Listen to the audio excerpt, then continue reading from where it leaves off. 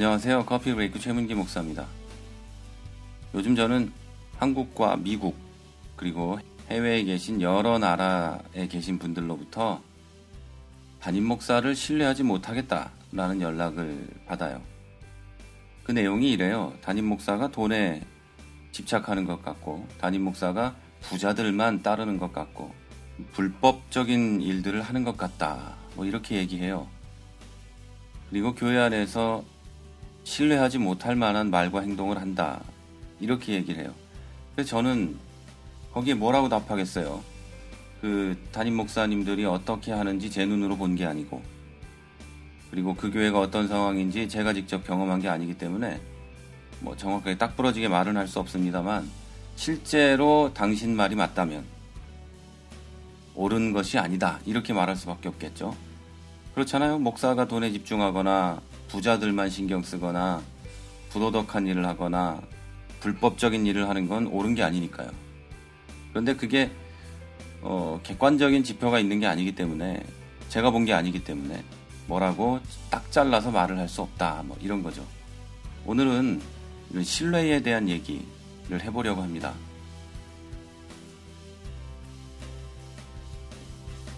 지난 2014년 2월 4일 경향신문의 보도를 보니까요. 우리나라 종교 신뢰도를 보도했는데요. 성인 10명 중에 2명만 한국 개신교를 신뢰한다는 조사 결과가 나왔어요. 개신교는요, 이 종교 기관별 신뢰도에서 천주교, 불교보다도 훨씬 낮은 것으로 나타났다고 경향신문이 보도했어요. 그래서 로마 카톨릭이 29.2%, 불교가 28.0%, 개신교가 21%, 유교가 2.5%, 원불교가 1.3%로 나왔어요. 그런데 종교가 없는 사람들의 신뢰도를 보면은요, 불교가 26.6%, 로마 카톨릭은 32.7%고요. 개신교가 8.6%로 나왔어요.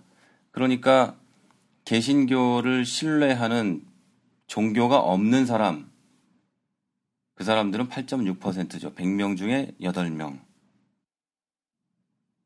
개신교의 이 구성 요소, 그러니까 그 안에 있는 사람이나 그 안에 활동하는 것을, 신뢰도를 보면 교인의 신뢰도가 가장 높아요. 30.3%. 다음이 목사 21.1%, 교회 활동이 14.1%. 재밌죠? 목사가 일반 성도보다 신뢰도가 낮습니다. 제가 이런 데이터를 이렇게 쭉 읽는 이유가 뭐냐면요. 우리가 기독교인들인데 사람들은 우리를 믿지 못한다.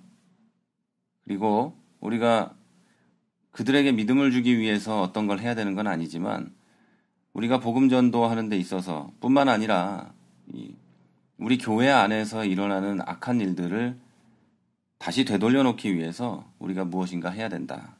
그런 얘기를 하기 위해서 오늘 이 데이터를 좀 길게 읽은 거예요.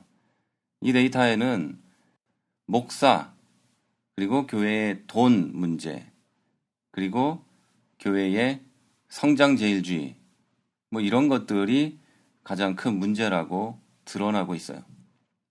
그래서 저는 오늘 그런 얘기를 하고 싶어요. 우리 교회들이 어떻게 하면 교회들끼리도 신뢰를 쌓고, 성도와 목사가 신뢰를 쌓고, 그리고 교회 밖에 있는 사람들하고도 신뢰를 쌓으며 살아갈 수 있는가에 대한 얘기를 해보려고 해요. 그래서 오늘은 그 첫 번째로 교회 팔아먹는 목사에 대한 얘기를 해보려고 그래요.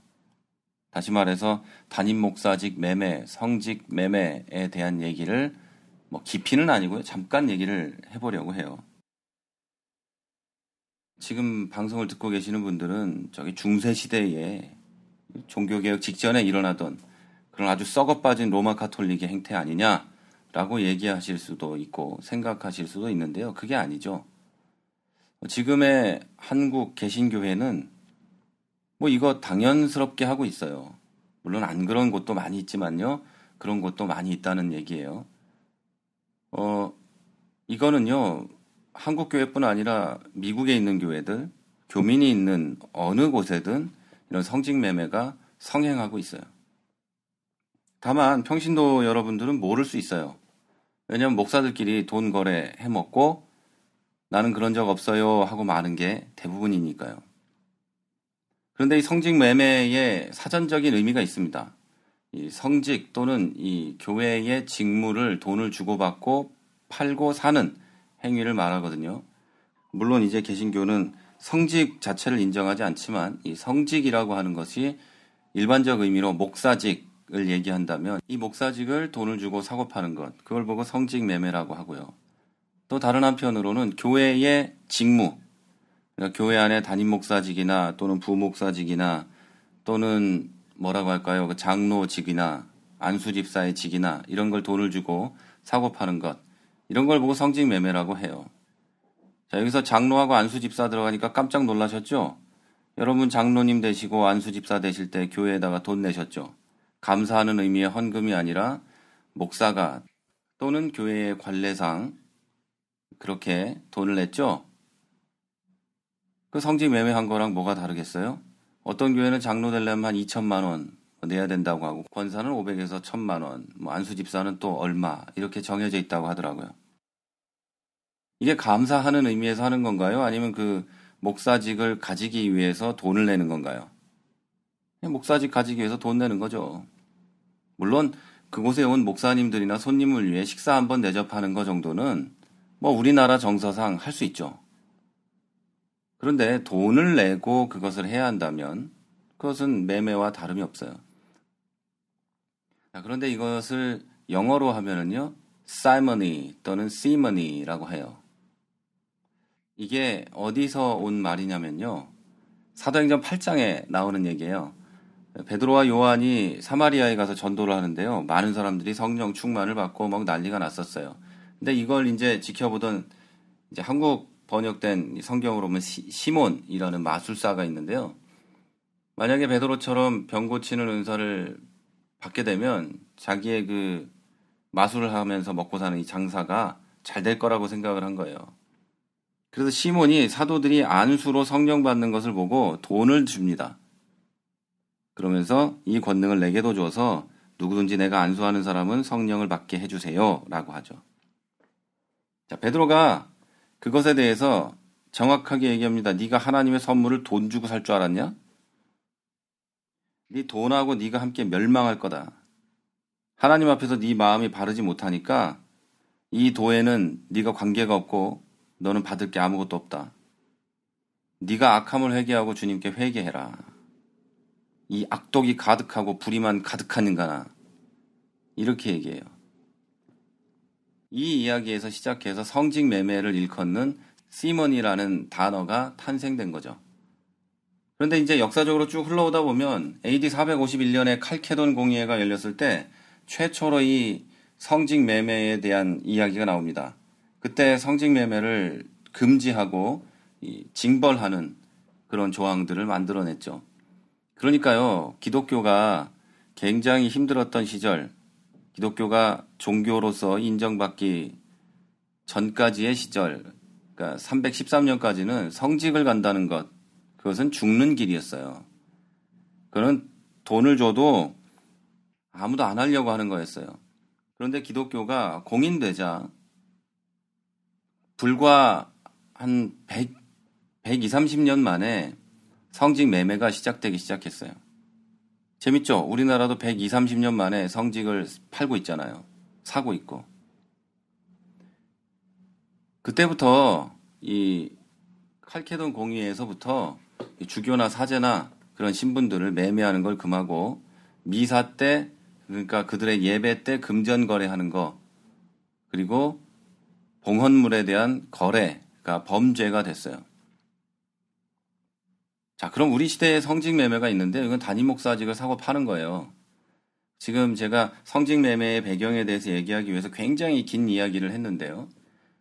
제대로 된 신학교를 졸업하고 제대로 된 교단에서 목사 안수를 받은 사람이 성직을 사고 판다는 것은 자기들 스스로도 있을 수 없다는 걸 알고 있을 거예요. 그런데 내가 이제 어떤 담임 목사 자리가 필요한데 갈 곳이 없어요. 개척을 해봤어요. 그것도 안 돼요. 그러다 보니까 이 사람들이 하는 게 뭐냐면 돈을 주고 어떤 은퇴하는 목사님한테 돈을 넘겨주고 그 교회에 들어가는 거죠. 약간씩의 뭐 차이는 있지만요. 한국의 담임 목사직을 살려면 보통 1억 정도가 필요하다고 합니다. 미국도 그렇고요. 보통 한 1억 정도가 들어가요.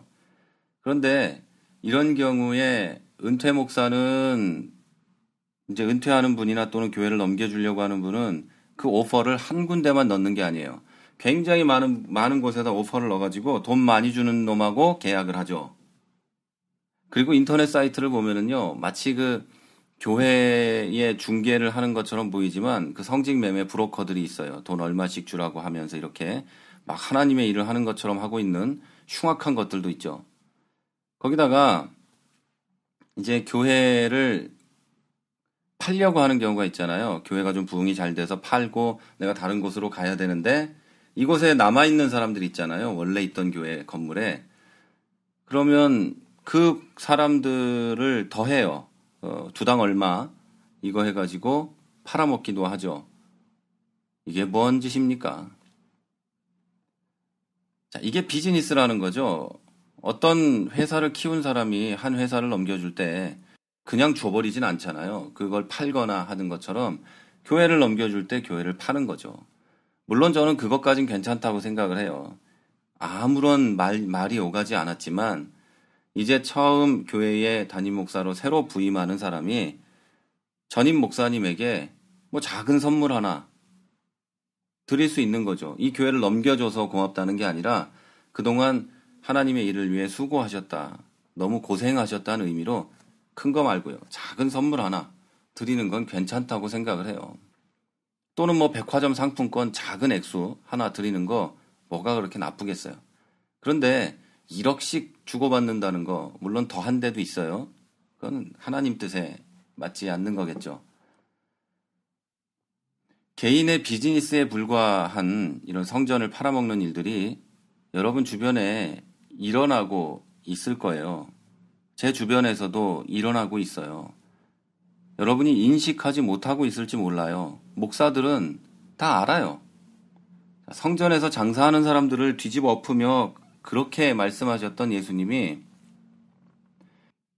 교회에서 성도를 가르치고 말씀을 전하고 그들을 위해 기도하고 해야 될 목사직을 팔아먹는 것을 그리고 그 가격을 흥정하는 것을 보셨다면 예수님은 그 자리에서 다 죽여버렸을지도 몰라요. 그렇지 않아요? 자, 여러분, 오늘은 성직 매매에 대해서 잠깐 얘기를 했어요. 그런데 이건 목사에게만 국한된 게 아니에요. 어떤 교회들은요, 퇴임하는 목사님한테 드릴 전별금이나 뭐 퇴직금 같은 게 없으면 들어오는 목사들한테 공공연하게 돈을 요구합니다. 뭐 그건 당연하게 여겨지고 있어요. 지금은 뭐 1억, 2억 뭐 당연히 요구합니다. 그렇게 요구해서 담임 목사를 그런 좋은 담임 목사를 모시는 게 아니고 돈 주는 목사 데려오는 거죠. 그래서 돈 주는 목사한테 교회 넘겨주고 그 돈을 뭐 전별금이라고 해서 줘서 원로 목사 내보내게 되는 거죠. 제가 지금 말씀드리는 건 목사한테만 문제가 있어서 일이 벌어지는 게 아니라는 거예요. 교회가 그리고 성도가 그걸 용납하고 있는 정도가 아니라 함께 하고 있다는 걸 지금 말하고 있는 거예요.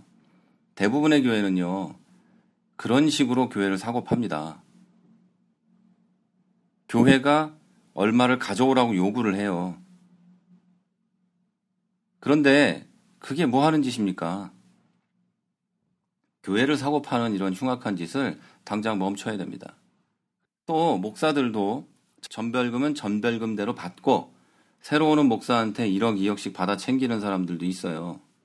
그런데 그거요, 하나님이 심판할 겁니다.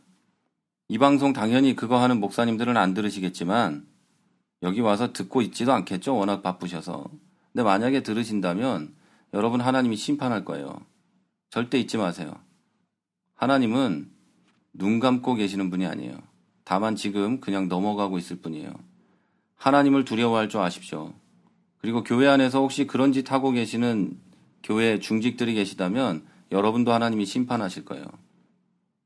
교회 안에서 물건 하나 사고 파는 것도 심각하게 여기셨던 예수님이 가만히 둘 리가 없어요.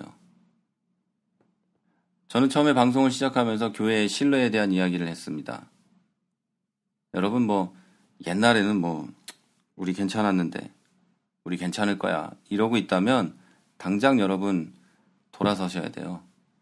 만약 심각하게 여기지 않고 그냥 괜찮을 거야 하고 있다면 여러분이 피땀 흘려서 지은 그 교회가 신천지에게 넘어갈 수도 있어요. 그렇게 넘어가고 있다는 거 분명히 아셔야 되고요. 한국에 수많은 청년들이 교회를 떠나고 있다는 거 분명히 아셔야 돼요. 여러분이 그런 짓을 하고 있는 동안에 교회가 늙어가고 있어요. 그러면 여러분이 그렇게 개탄하며 우습게 여기는 유럽 교회 같이 20, 30년 안에 됩니다. 반드시 여러분만 남아있게 될 거예요. 여러분, 신뢰 회복을 위한 거 중요합니다. 그런데 더 중요한 건 순수한 기독교인의 삶을 회복하는 순수한 기독교인이 되는 그것이 가장 중요합니다. 저는 여러분이 그리고 제가 그 일을 할 수 있다고 생각해요. 지금은 아주 작은 한 걸음일 수도 있고 그냥 하나의 파장이 일어난 것일 수밖에 없지만 이 작은 물결이 작은 한 걸음이 한국 기독교인의 걸음이 돼서 500만의 물결, 500만의 한 걸음이 될 수 있다고 저는 생각합니다. 저와 여러분이 힘을 합치고 또 제 옆에 있는 사람들과 제가 힘을 합치고 여러분 옆에 있는 사람들과 여러분이 힘을 합쳐서 이 일을 이룰 수 있다고 생각해요. 지금 당장 되지 않을지도 모르지만 1년 후에, 2년 후에, 10년 후에, 20년 후에 또 우리가 죽고 없어진다 해도 우리 뒤에 따라오는 청년 학생들이 이 일을 이루리라고 믿어요.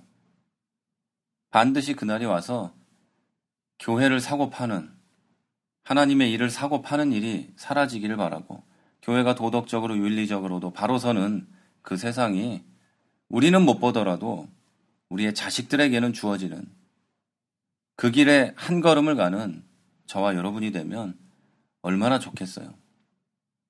저는 이 한 걸음을 여러분과 함께 시작하고 싶어요. 오늘 방송 여기서 마치겠습니다.